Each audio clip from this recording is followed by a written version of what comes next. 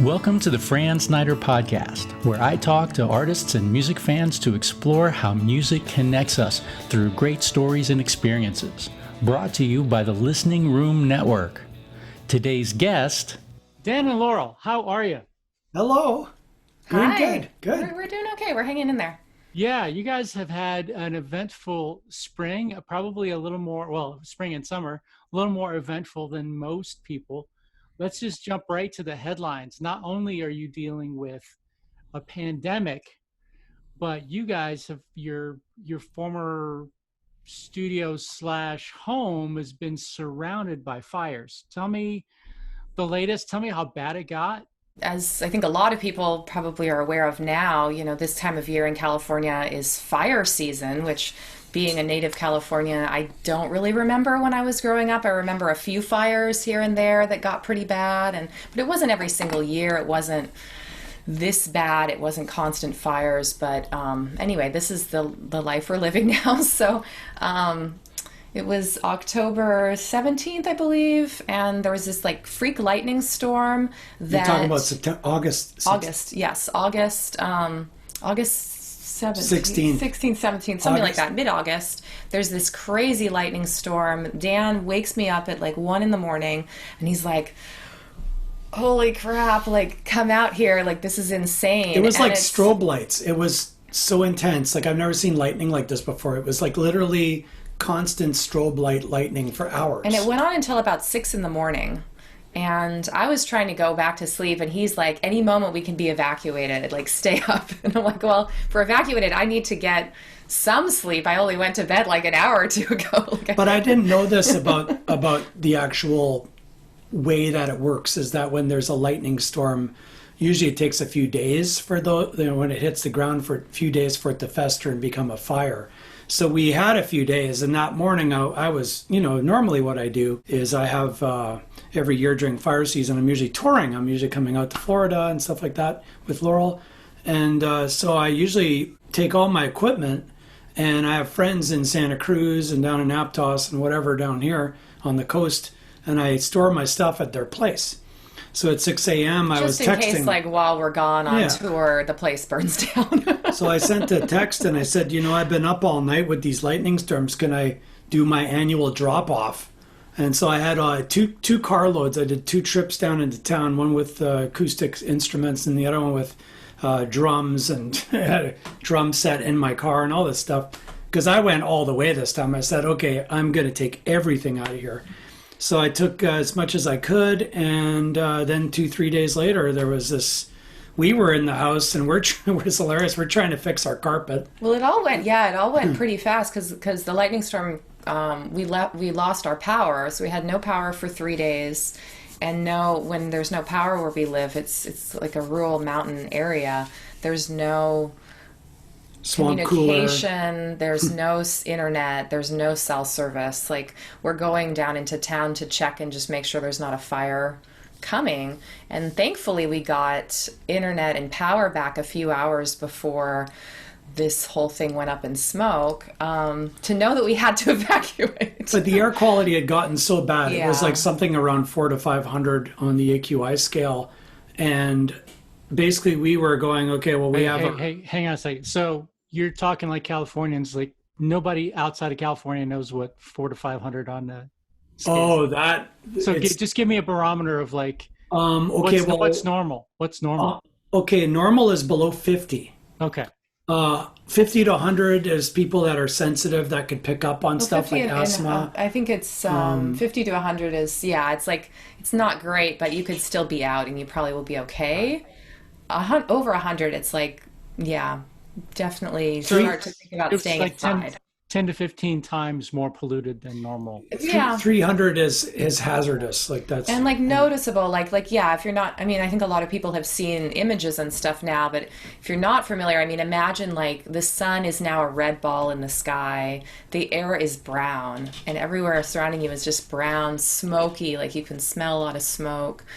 So it's very hot, and we closed all of our windows, and there's no AC. People just don't have AC around here. we'd closed all of our windows. We were trying to clean our carpet because we had been living with this terrible stain that had gotten caused by the power outage and our sink overflowing, because then our water was shut off, but then it came back on and we didn't know that the sink stopper was there. It was just like this total disaster. So we're in this like 95-degree house with a carpet cleaner, and then we're getting this evacuation notice. It's like, go now. And so we're evacuating with the instruments we had left and like our clothes and this carpet cleaner because we want to return it. Yeah, it was our friends. And it's just kind of ridiculous. But yeah, in the middle of the night, basically, like at 11:30 at night, we're evacuating. So So anyway, so that all kind of transpired, and then we thankfully landed at, music has just created such a kind of a safety net in some ways. Like, as much as people might want to think that musicians are kind of, starving musicians, or they're hanging on for dear life. I mean, really, when we were in the thick of it, like right at that moment, we have a friend, one of our friends we've met through music, and they've been in Dan's band and stuff sometimes, and just really good people. They said, hey, it looks like you guys are evacuating. If you need a place to stay, come stay in our granny cottage. We're like, perfect, that's where we're going right now. Yeah. And so we were there, and then it was about a week of just waiting for news, and it was hard to get news, and there were a lot of rogue residents, a few hundred rogue residents that stayed up there because the Cal Fire they were so overtaxed with all the other fires that were happening. They couldn't get to us. So we had just a couple professional fire crews, and then we had all of these just people that had hoses and people that had shovels or whatever out there. And so we're getting reports from them, like what areas had burned and what hadn't. But we were definitely on the edge of our seat for well over a week, just trying to figure out, like, okay, are we gonna still be living here, or are we gonna have to find some new place to go? Or so your principal residence survived, but the shed that you do the recording in was burned down? Yeah, so our little cabin is fine. I mean, it literally, the fire came within an inch of the beams kind of supporting, like the posts supporting our porch. Yeah. And that's, maybe 10, 15 feet from the house. So, and then my little studio is still there. Laurel's teaching studio. That I teach in. Up the hill where we live, there's a shed up there that I'd taken over because I had basically our landlord, he nice guy and all. He was just storing a few things up there. And back in 2015, I said, would it be possible for me to set up my little recording unit up here and do some, it's a place that I could go be alone and be quiet. So eventually it got to a point where I'd set up a full-on studio where I was recording album after album. And I think I got up to 32 albums in there in 5 years. Wow. And it was amazing because I had this, when you have everything ready to go, it's, you have all the parameters set on your studio. You can just go in, you can get good sounds, everything's ready to go. But now that building is just rubble. The shed itself is gone. I had a gut instinct. I was just like, I don't know what to make of what I'm thinking here, but I better get all this stuff out of here. And apparently, according to, a few sources, it sounds like it might have been like the very first structures that actually burned in Bonnie Dune. Kind of like a start off with a bang. a spot fire that flew ahead of the main fire. Okay. And the neighbor kind of on the other side of the hill from where Dan's studio was located, they're completely gone. There's 2 homes there that are completely gone. And but somehow, our little area, just the fire kind of went around on either side, and when the main fire came down the mountain, it passed us by. But wow. We thought we'd probably get hit the second time when we were seeing the devastation just a bit north of us. It's like just whole neighborhoods completely gone, and like maybe one house standing out of like 15 homes on a street. Just really, the fire is just a lot of these images and stuff we see. It's just like, why did it choose to just leave that house? Like, what's special about just that one house? It's like tornadoes do the same thing, Yeah, it's so weird. Well, they always say too, like there's like people that go out and they do, they have fire retardant on their shingles. They go and they do all the defensible space and all that. And there was even people that had done a lot of that. There was prison crews up on our mountain that had cleared out entire areas that later just burned anyway. It's like it was a really intense fire. Like this fire had the wind with it. It was like the force of God behind it. Serious, like fire. So let's backtrack a little bit because I'm not sure that I know this story. How did you guys meet? Dan, you're from Canada. Laurel, you're from California. Yeah. Dan, are you from Winnipeg? I know you're like from the middle, right? I actually grew up in a little town east of Winnipeg called Penawa, and there's more deer than people there and more mosquitoes than blood cells. There are a lot of mosquitoes. It's a very charming little town, and I was alone a lot, so I had a lot of time to write songs. And when I moved to Winnipeg later, I did live in Winnipeg for a good 15 to 20 years on and off. I love Winnipeg, great place. Music scene's amazing. Lots of musicians and songwriters and house concerts and all kinds of stuff and venues. And what happened was everything except hockey. Everything, yeah. But the funny thing is there was a situation where I guess in the winter up there, you can have a winter that might end and taper off in March. Like we all watch the groundhog up there. Like we're looking hard going, are we going to have more of this? Because by then everyone's losing it, right? Yeah. And I'm going, okay, February always feels like the longest month of the year. So I wound up, what I did was there was a snowstorm in May. Late May, like usually Victoria Day. By then, like around May long weekend, it's gone. Snow's gone. People are out in their shorts. Our Memorial Day. Yeah, people are out in their shorts and stuff. So what happened was there was the annual, I call it the annual FU snowstorm. It happens almost every year. So it's like everyone's in their shorts, everyone's washing their cars, they're out in their lots. All of a sudden, they're saying in the forecast, there's going to be 2 feet of snow coming. And I'm like, what the heck? And it's like this cold front that came in from Northwest Territories and it dumped like 2 feet of snow on May 22. And so I'm in the house. I'm going, okay, I'm not leaving here. And I was on YouTube and I like watching fiddle music. I'm a fiddle fan. I've worked with fiddlers a lot in my life. I was actually backing a Grandmaster fiddle champion named Patty Kosterok. So anyway, I was backing her, and so what happened was that day I was on YouTube looking at fiddle videos, and it came up with a thumbnail towards the bottom of the screen. Looked like my friend Sage, who's a fiddler from BC, and she plays kind of like a gypsy jazz fiddle, hippie girl. So I went and just clicked on it, and I went, "That's not Sage. Who is this?" And it was Laurel, but a very, really, it's like Sage, but a really, really good fiddler, And at the time, I never used the word violinist. I just didn't, it wasn't in my vocabulary. Now, every time I see a fiddle, I think that's a violin now. So anyway, I was like literally blown away. Like I was going, this lady has like the most amazing emotional quality and tone and feel, and it's just like, wow, she's nailing every note. There's no off-key notes, nothing. And so anyway, I wrote her on Facebook. I found her Facebook profile. So hang on. So this is absolutely, totally professional at this point. There's nothing. Oh yeah, I mean, I was like going like this is great. We were both in other relationships at that point. Yeah. And I also had looking at her, thinking about remote, because I like the idea of remote recording, which I've done with a few people.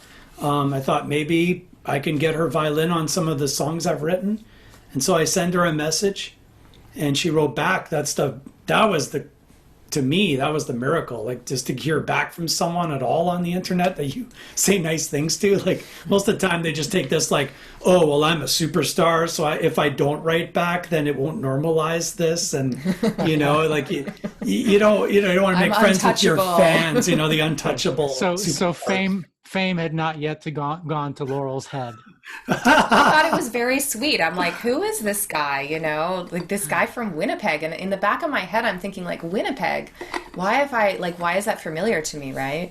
And so anyway, so I thought, you know, he doesn't look like a serial killer. And he's got, at that point, my friending on Facebook, you know, if I didn't actually know the person, I would friend them if they, you know, they look nice and they had like an instrument in their profile pic.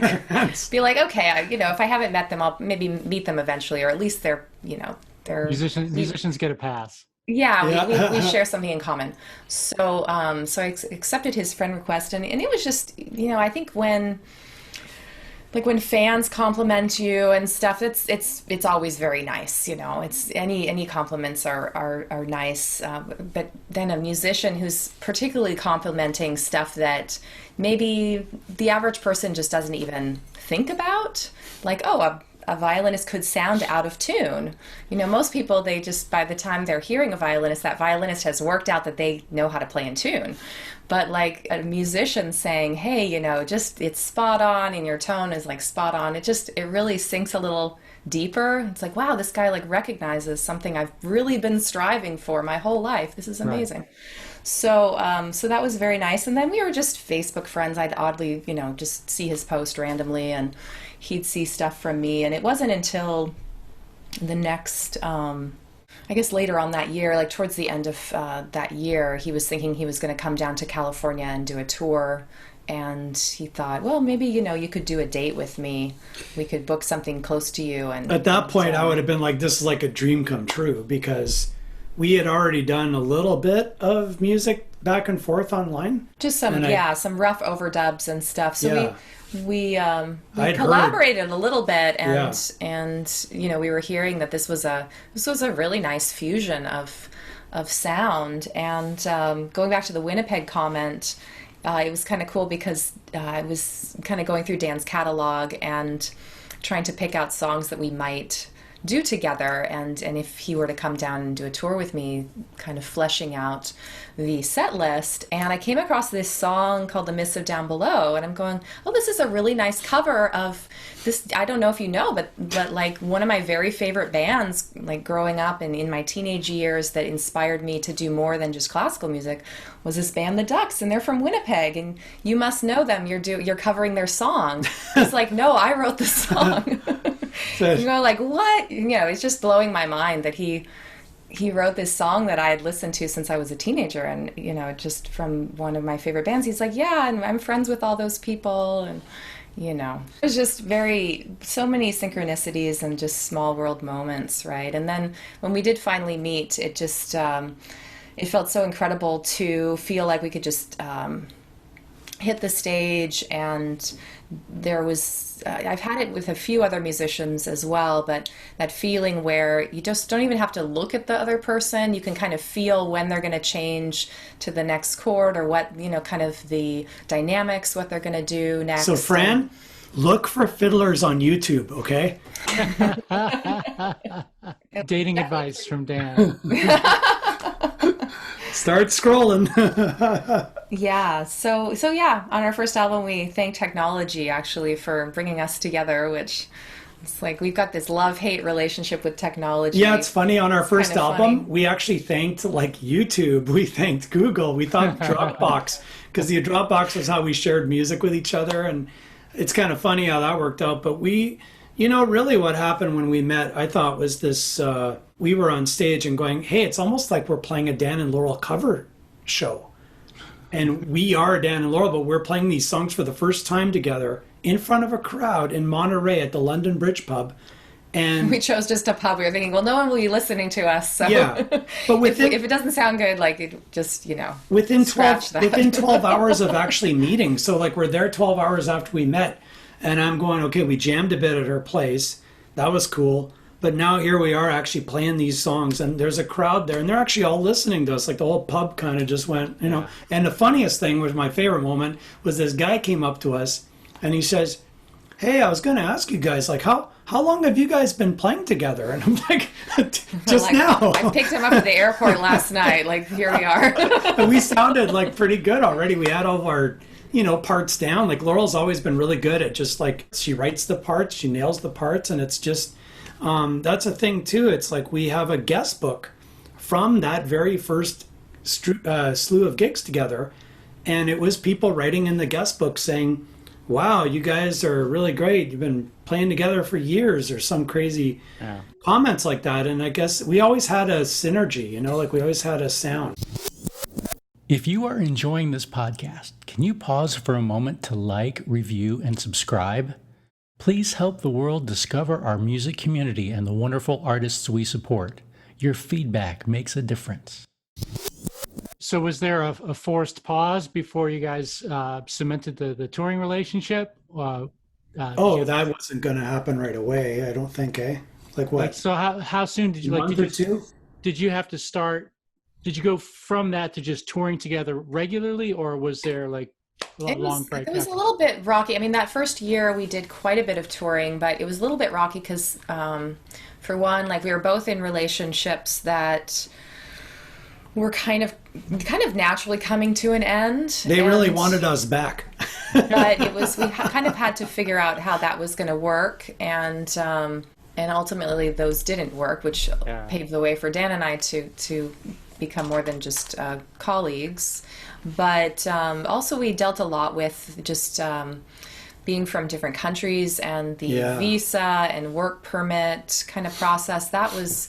We were really having a hard time that first year with trying to get all the paperwork in order, and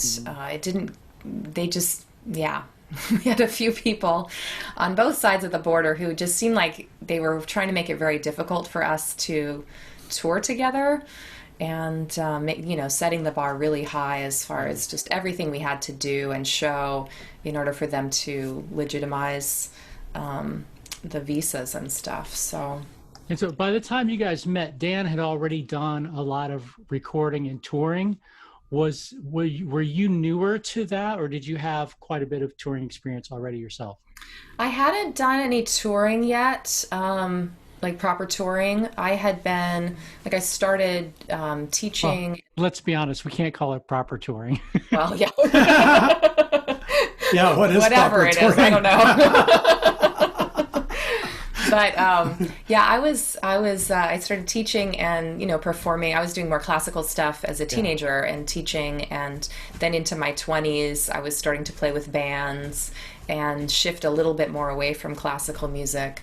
And by the time I met Dan, I had been performing in bands for about 10 years, but it was like just sort of like a regional thing, sort of, Central Coast, Northern California type stuff. There was a couple little experiences I'd had, like going to Italy and stuff like that, but it was all pretty mellow, and I really wanted to tour. And the bands that I was with at the time, I was always sort of bringing that up, like, hey, let's go down to LA for the weekend, let's go up to Portland, we'll get a few gigs up there. And a lot of people, unfortunately, were just not into really doing. They weren't full-time musicians, and they had either family obligations, or they didn't like to travel, it turned out, or these sorts of things.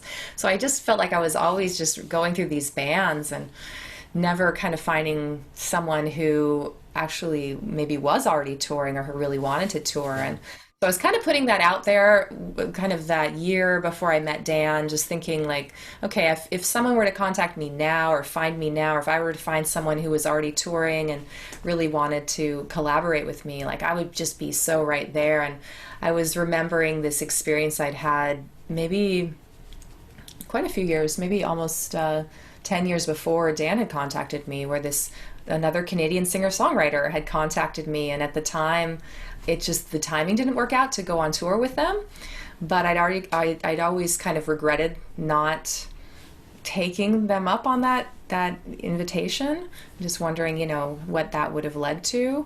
And so then there's Dan in my message folder on Facebook, and I'm like, okay, yeah, I think this is right. Super. So one of the things for listeners who don't know Dan and Laurel, one thing you need to know about Dan is, aside from being a great singer-songwriter, he can also be a dead ringer for Bob Dylan at any moment in history.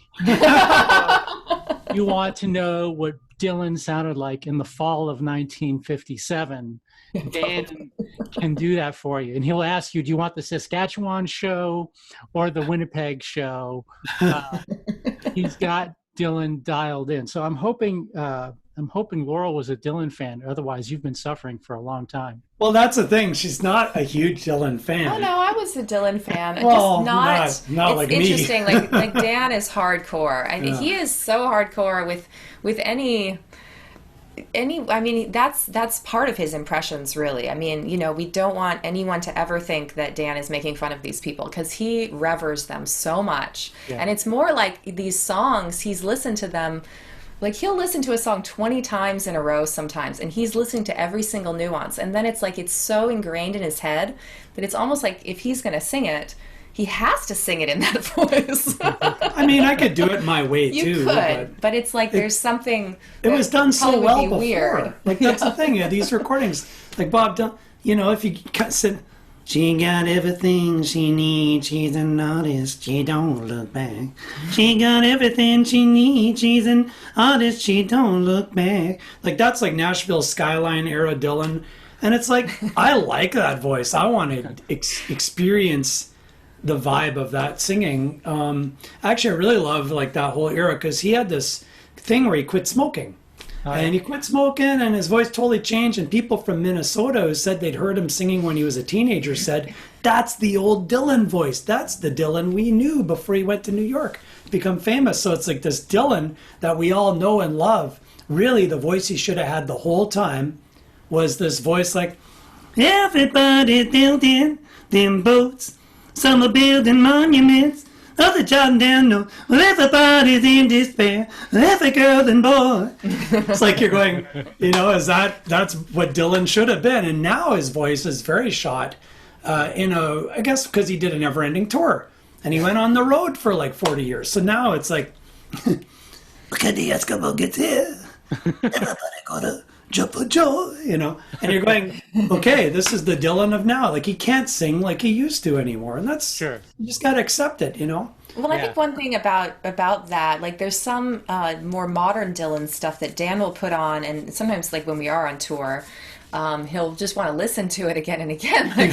Like I've mentioned it. It's like, and it's a particular tone where I'm like, okay, I think I'm done with that one. And Dan's going like, no, but listen to this next part. It's just so awesome, you know? Yeah. And I think Dan, he just, and when we've recorded, and we're just kind of finishing up our 5th album here, which we've recorded in Dan's studio that's now gone, but we saved the tracks. Anyway, Dan's like, he's looking for this, just this honesty and like capturing a moment. And so there's been times when maybe like I've played a part, I feel like, okay, I want to do that again. I think there was like this one little part I could have done better. And he's like, no, you were really feeling it just now. And I think we should just let that go. We'll listen to it later. We'll make sure, you know, but he's really good about just, trying to like zero in on those really honest moments. Yeah. And I think that's what maybe that's what you feel through these artists, you know. It's like, even though the voice sounds shot to the rest of us, maybe Bob's really feeling it right then, right? Yeah, and I also really love listening to old recordings from back in the day, like any old recording where there was a lot of innocence and good intentions in the people, and you could feel it. Like if you listen to the backing singers on Second That Emotion by Smokey Robinson, The Miracle, and you just listen to that right speaker and you just listen to those voices, you'll get moved to tears by that, because there's just so much, like, these people were full of faith and very good people, you know. You could just feel it through that recording. It's a beautiful thing. You point out to something that was really popular or really common in 60s and 70s recordings, where they would pan things hard left and hard right. If you listen to some Beatles records, or even the Doors, if you just put it on the left speaker, there's no drums. It's all on the right, or vice versa. Sometimes the vocal is panned all the way to one side, and not in a fruity, let's bounce it around left and right. But no, that's where it is for the whole damn recording. I think they did that because they also wanted musicians to study the parts, because they're going, we worked so long on these parts. Yeah. Why don't we make it so other musicians can listen to like Mamas and the Papas and listen to Creaky Alley. And it's like, broke, busted, disgusted. And it's all on that speaker. And then all of a sudden you hear John Phillips going, or Mama Cass, and then she wants to go to the sea over there. And you're going, okay. So you can really focus on the intricacies of the harmonies and Wrecking Crew, Beach Boys stuff, like all of that stuff. I love that stuff. It's pretty amazing. And you don't really notice it when you're, unless you're paying attention. And then you go, hang on, there's something going on here. Then you start messing with the faders, your left-right balance and all that. And just to think back in 66, they had mono records still. So a lot of records were still being sold mono. So they have all this work they did, and it would come out on a mono record or mono record player. Right. So anyway, things have gotten a lot greater for me as far as my own home recordings. I'm doing a lot of panning now because of that. I just really like panning. I think panning's multi-dimensional It's stuff. amazing what a difference it can make on some of these new recordings now that I don't know when we're gonna release them, because it's not like we can go on a CD release tour right now. We can't do a home concert tour. We'll figure it out. But one of the things that I decided to do during the shutdown, which we're still in, but anyhow, early on, I've always so I teach violin, I teach viola, and every few years I'll have like a cello student who I agree to take on because it's like a sibling of one of my other students and stuff, and I can kind of teach them off my viola and stuff. But I decided around April or May, it's like, well, why don't I just borrow a cello from one of my colleagues, and I'll do it properly. I'll take the kind of intellectual knowledge that I have of playing cello, and I'll see if it really translates into this instrument. And so I did that, and I really got into it. I thought, well, this could really open up a new dimension here with now like the full string quartet. And so then I bought a cello. She bought a cello, listen. Yeah. There it is. For me, and that's such a great combination, cello and acoustic guitar. So I think for your act, it would be. Yeah. And then on these recordings, there's a couple tracks where I was able to do like a couple violin parts, a viola part, a cello part. There's a couple where I did like 2 violas and 2 cellos, and then Dan's panning the parts, Yeah. And it's Hard just, right, it's hard so, left. I mean, we've always in our recordings tried to keep it at least like half the albums as being just purely what we would sound like in person, with 2 voices and a guitar and a violin. But especially with the shutdown situation and not knowing like how we're going to release this. So now it's kind of like Sgt. Pepper, where we made a record that's intimidating for us to probably play acoustically now. Yeah, I don't know. Like some of these songs, it would be so hard to just pick like which parts we're going to try and bring forward, but it's been really fun. And Dan added instruments he hasn't necessarily recorded before. We put some piano on there. There's piano. I played piano. I mean, he's been doing lots of albums with drums and bass and these other things he plays. But it's just, even though we can't necessarily reproduce it, it's all us. So and that's kind of cool to showcase, Well, especially in times where touring looks like this distant thing that you may get to eventually, why not use that time to explore creatively and do the things that you don't necessarily have to pull off live? So that seems to me like good timing. Have you guys, with pandemic on top of fires, have you been able to settle into a live stream situation that feels good for you? I know I've seen you, Dan, on there a few times. Are you guys doing stuff as a duo as well there, or no? We started that way, and we were until June. Like from March to June, we were doing something on a fairly regular basis. And then, what happened for us? It was like, because I've been online teaching for over a decade now, and I've got my whole system and, the Ethernet cable and the mics and all of this stuff. And I'm always running speed tests. And then we just started getting so frustrated because these people, and I don't know if it was us or the people watching us or Facebook in general, or, but it's like we just kept on performing and seeing the feed go by, like a lot of really great comments that it was nice to see. I started doing an impression of our feed, basically. It'd be like, and And people are like, you're cutting out, you're cutting out, you're cutting out. So this whole like little stream of chat is, we're trying to just get into the music, and then we're seeing, oh, you guys are cutting out, oh, you guys are cutting out. Other people saying, oh no, I think they're fine. We're just like, ah. and I keep doing it because I just have a ton of music to share all the time. And I found what I was enjoying too was, even though I can't see the people, I get on there, and if I see 5 or 6 or 7 people watching, it fuels me big time, and I feel like, hey, music's to share. So I feel really, for every day, I was doing it every day, and you just feel really good about it, and I kind of need it.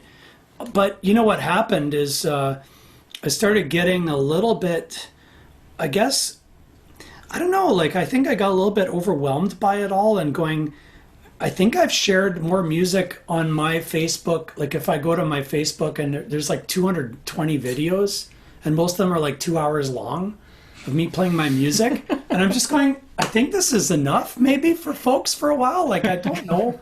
I just had this moment where I'm going, do I have to do this right now? Well, it'd be like a DJ, like spinning the oldies. This is Dan from 2 months ago. Yeah. Well, yeah, I might reshare stuff because I'm just going, I feel like, like you run up a mountain and after a while it's like you run out of steam, and I'm going, okay, I want to just share music, but I think I might just share links to my recordings for a while and just try that. Yeah, and right, not too long before the fires happened, we were starting to think of maybe doing more like, like a Zoom or Skype kind of streaming situation where we could actually see the people's faces, because we've done that a couple times early on in the pandemic. We got hired to do like an office. Everyone was working from home, but it was like for an office party, noontime, performance or something. And we really liked that. And, we could actually see people's faces and their actually have a little conversation and tell our stories and actually see people's responses and laughter and clapping and this sort of thing. Like it was the closest to an actual performance or house concert that we'd had. And so we're thinking, okay, well, maybe we'll do that, just maybe like once a month or something like that. But then this whole fire thing, I just haven't even thought about it at all. Yeah, it's kind of since that. So. It's kind of blindsided our, like for me to go and record right now to do a live stream. I have my stuff around, some of my instruments and a few things, but it was much more better back at home when you just everything wasn't put away, everything wasn't in storage. Right. So for us to do stuff now, it's a little bit more challenging to just get everything set up and ready to do it. Maybe in the because actually right now we're installing new flooring in our rental, and we'll have that done hopefully sometime in the next week or so, and then we'll go move back to Bonnie Dune. And once we're back in Bonnie Dune, I think life will normalize a bit. We'll start live streaming again. So I really like doing that. We can set up a concert with Laurel and I doing some new tunes, because we want to start sharing the new music to excite people about this 5th album, because there's some good stuff on it, and there's a couple songs that are actually about this pandemic and about this situation, and we feel like we can soothe people with it, maybe, hopefully, and it's really good to share. I really look forward to it. Well, it's been great catching up with you guys. You guys are awesome. Look forward to seeing you back in Florida whenever that can happen. And wishing you the best. Hopefully the shed will be rebuilt in due course. I'm gonna get my hammer and nails. We hope so. Yeah, we definitely hope so. He needs the space there. I mean, it's just crazy how much he fit into that space, because now it's all scattered out, in different rooms and at different people's homes, and it's insane what he's done with space. Well, keep us up to date on how you guys are progressing. Happy to share. We'll share your website and your links in the video and the podcast. So thanks, Fran. We miss you, man. We miss you, man. You're great. We miss you too. Looking forward to seeing you when we can make that happen. Yeah, awesome. See ya. Thanks for listening to the Fran Snyder Podcast. Please subscribe, like, or share to help your friends discover this community. Also, I'd love to hear from you with any feedback or suggestions you have. And if you'd like to learn more about house concerts and listening rooms around the world, please visit and join listeningroomnetwork.com. You can email me from there. See you next time on the Fran Snyder Podcast.